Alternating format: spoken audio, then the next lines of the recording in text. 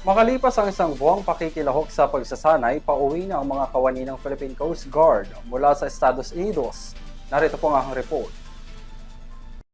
Pauwi na ng Pilipinas ang mga kawani ng Philippine Coast Guard sa kayang BRP Gabriela Silang matapos maging matagumpay ang Rim of the Pacific o RIMPAC 2026 na ginanap sa Hawaii.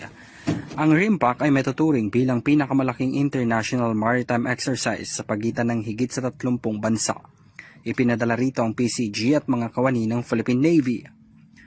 Umalis ang barko sa Joint Base Pearl Harbor, Hickam umaga nitong Lunes matapos ring magsagawa ng farewell bid ang Filipino community.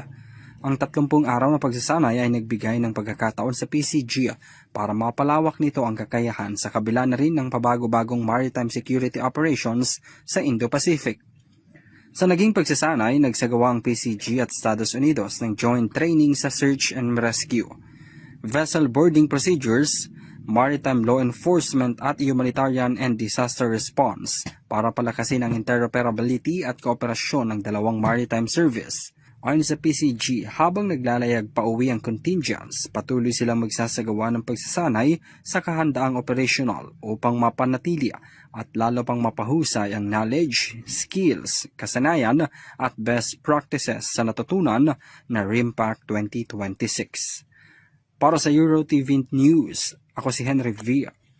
Nicolas, isang dekadang sumasaludo sa bawat Pilipino.